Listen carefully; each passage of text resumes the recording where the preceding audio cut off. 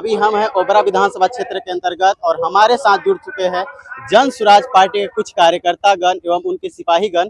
तो चलिए इनसे कुछ आगामी विधानसभा चुनाव के बारे में जानकारियां प्राप्त करते हैं और यहाँ के क्षेत्र के बारे में कुछ समस्याओं पर जिक्र करते हैं। सबसे पहले सर हमारे चैनल पर आपका स्वागत है। स्वागत है, धन्यवाद। क्या नाम हुआ सर आपका? मेरा नाम सुनील कुमार हुआ। सुनील कुमार। क्या चल रहा है सर इस क्षेत्र में जन स्वराज की स्थिति क्या है? इस क्षेत्र में जन स्वराज की स्थिति बहुत अच्छा है। शिक्षा, विकास और पलायन और अच्छी व्यवस्था के साथ, पूरे उमंग के साथ हमारे इस क्षेत्र के ओबरा विधानसभा क्षेत्र के जनता जनार्दन पूरे हर्ष उल्लास के साथ जुड़े हुए हैं और अच्छा नतीजा भी आएगा, ऐतिहासिक नतीजा आएगा। हाँ, तो यहाँ के जो वर्तमान विधायक है उनके बारे में आप क्या टीका टिप्पणी करना चाहिए? उनको तो हम पहचानते भी नहीं हैं। ऐसा क्यों? ऐसा क्यों? आज तक क्षेत्र में आए नहीं, उनका कोई दौरा ही ऐसा नहीं रहा है। नहीं आते हैं। उसके बाद क्षेत्र में वो नजर नहीं आया। वर्तमान जो विधायक हैं आज तक ऋषि कुमार को कोई लोग चिन्हे भी पहचान नहीं भी है नहीं कि कैसे हैं ऋषि कुमार। मतलब आप उनको चिन्ह भी नहीं रहे? नहीं, हम तो आज तक देखे नहीं है। आज जो कि हम उनका पार्टी से जुड़े हुए भी हैं। और हम बताइए। देखे भी नहीं है। बताइए, जो कार्यकर्ता मतलब अपने प्रतिनिधि को नहीं चिन्ह पा रहा है, जीते हुए प्रतिनिधि को नहीं चिन्ह पा रहा है, आम जनता से क्या उम्मीद किया जा सकता है? हम लोग तो आज तक उनको देखे भी नहीं है, अच्छा, तो आप चेहरा भी नहीं देखे उनका। आप उनसे क्या चाह रहे हैं? उनसे क्या सवाल करना चाहते हैं? अब क्या सवाल करना है? अब तो सवाल अभी नहीं को अथी करना है, अब उनको एकदम अभी हटा देना है उनको। उनको तो हम लोग पहचानबो नहीं करते हैं कि के हैं। उनको हम लोग पहचानबो नहीं करते हैं। क्यों? क्योंकि इसलिए कि क्षेत्र में घूमते नहीं हैं, क्षेत्र में चहुमुखी विकास नहीं करते हैं। जहां उनको वोट मिलता है वहां वो कुछ काम कर लेते हैं। जहाँ वोट मिलता है वहीं जाएंगे, इधर उधर नहीं पहले जाएंगे। राजद ओबरा के के बगल में वो सुर्खी गांव है, ओबरा के बगल में सुर्खी गांव है और पता नहीं 7-8 को गांव के आने के लिए मुख्य मार्ग है, मायापुर से लेकर सुर्खी तक, जो कच्ची सड़क है बिल्कुल। बीच में वो पड़ता है, आपको प्राथमिक विद्यालय है। वहाँ बच्चा लोग कैसे आता जाता है, आप जाकर देखिए। अभी पानी पड़ा कैसे आता जाता है। रोड के मैंने 5 साल में कोई काम अभी तक नहीं बना है। मैंने समझिए बोली तो रह गए हैं ऋषि यादव जी से, तो अब कह रहे हैं कि हम का मुख्यमंत्री जी के जेबुआ से पैसा खींच के ले आए। अरे भैया, तो आप विधायक है तो आप ही से ना बोले, केकरा से बोले? ऐसे तो बतियाते हैं तो बात क्या हो गया सर जी। यहाँ मुद्दा ये है कि ये 6 कैंडिडेट जीते हैं तो ये राजद के जीते हैं, महागठबंधन के जीते हैं। और इसी कारण है कि यहाँ विकास रुक गया है। बीजेपी एनडीए गठबंधन का कार्य है कि यहाँ विकास नहीं करना है, क्योंकि मेरा पार्टी जितने नहीं किया है तो यहाँ विकास क्यों करे। मतलब अगला बार वो अपना राजनीति प्रतिशोध ले रही है। कि अगला बारी नहीं कुछ काम करेंगे तो सब वोट हमको पड़ जाएगा। तो इतना बुर्बक नहीं है जनता। यहाँ जनता अब तेज हो गई है कि आपके राजनीतिक पकड़ों को समझ रही है कि आप क्या करना चाहते हैं। हम तो, मेरा आरई पंचायत में घर हुआ, मेरा नाम परमात्मा शर्मा हुआ। मैं वार्ड से भी जीता हुआ हूँ, प्रतिनिधि हूँ, वार्ड प्रतिनिधि हूँ। और हम लोग को तो वार्ड में भी अपना काम नहीं दिया गया है, जो कि पिछला बार पैसे नहीं दिया गया। दिया नहीं। और जनता नोचती है हम लोग को कि वार्ड में काम कराइए, काम कराइए। वार्ड में काम, तो वार्ड में भाई हम लोग को कुछ चाहिए ना, तो कहाँ करे हम लोग? तो सभी वार्ड लोग को मिलकर उन्हें विरोध करना चाहिए था इन सबको कि हम भी गांव के अपना वार्ड सचिव हैं, समझ गए। लेकिन काम के लिए वोट मांगे। पिछला बार वार्ड को डायरेक्ट फंड आ रहा था राज्य सरकार से, ये बार मुखिया को दिया गया। अब उसमें भी 10 तरह के लफड़ा लगा दे।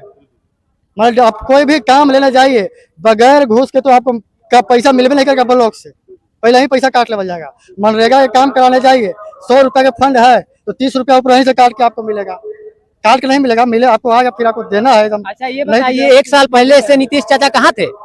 जो ये 10-10 हजार खाते में डाल रहे हैं सब महिलाओं लोग को, तो ये कहाँ थे? ये लॉलीपॉप दिया जा रहा है कि वोट के लिए। केंद्र सरकार से पैसा आ रहा है। मोदी जी कहाँ थे? मतलब पहले कहाँ थे मोदी जी?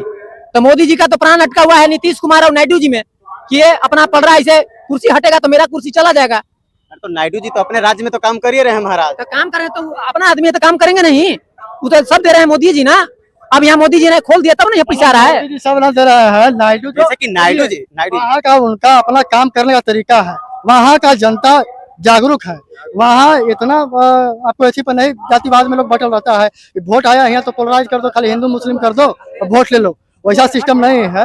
शिक्षा पे वहाँ वोट लोग देता है। जनता जिस दिन शिक्षा पे वोट देने लगेगी, रोजगार के लिए वोट देने लगेगी, अपना आने वाले भविष्य के लिए देने लगेगी, उस दिन सरकार को काम करना ही पड़ेगा किसी भी हाल में। आदमी प्रशांत किशोर के पास क्यों जा रहा है? प्रशांत किशोर जी का यही कहना है कि जो पलायन जो बाहर जा रहे हैं, 10 लाख 5 लाख आदमी बाहर कमा रहे हैं गुजरात में जाकर के, और मोदी जी जो गुजरात में कंपनी बना रहे हैं वो बिहार में क्यों नहीं बना रहे हैं? वो बिहार में बनेगा तो पलायन रुक जाएगा। तो मुद्दा यही ना है।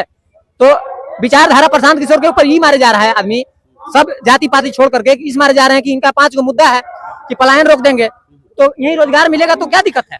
और दूसरा है कि बुजुर्गों को 2000 रुपया मिलेगा, जो हाल फिलहाल 400 रुपया मिलता था, तो नीतीश कुमार ने 1100 किया। किसके कारण किया? यही सब उन्हीं के डर से किया है। बस यहाँ के लिए खाली वो स्पेशल ट्रेन कर रहे हैं कि आप लोग यहाँ से बैठ के जाइए और अगले राज्य में जाके आप वहाँ मजदूरी कीजिए। वैसा हम लोग के नहीं चाहिए। इस बार नहीं, हम लोग के बीजेपी नहीं, जेडीयू नहीं, आरजेडी, बस हम लोग के इस बार चाहिए तो जन सुराज चाहिए। जन सुराज चाहिए। इस बार चाहिए, जन सुराज चाहिए। आप जन सुराज ही क्यों चाह रहे हैं, इसके बारे में बताइए। व्यवस्था परिवर्तन करना है, क्या कि यहाँ कोई व्यवस्था परिवर्तन। 15 साल लालू यादव के देख लिए हैं, 15-20 साल चाचा के देख लिए हैं, तो अब 20 साल चाचा जी का भी दिमाग गड़बड़ा गया है। आप 5 साल कोई जा रहा है डीएम एसपी जा रहे हैं तो उनको पगड़ी पे रख दे रहे हैं गमला, कोई औरत जा रहा है तो उनको गमछी ओढ़ा के इसी से गांती बना दे रहे हैं। तो उनका दिमाग संतुलन कर रहे हैं। इससे भी ऐसी कोई नेता होगा? अरे तू 5 बरस के लिए बने हो, मतलब IAS होता है 60 बरस के लिए होता है, कितना तैयारी वो करके पर जाता है। अगर मैट्रिक फेल है उप मुख्यमंत्री, मैट्रिक फेल उप मुख्यमंत्री है।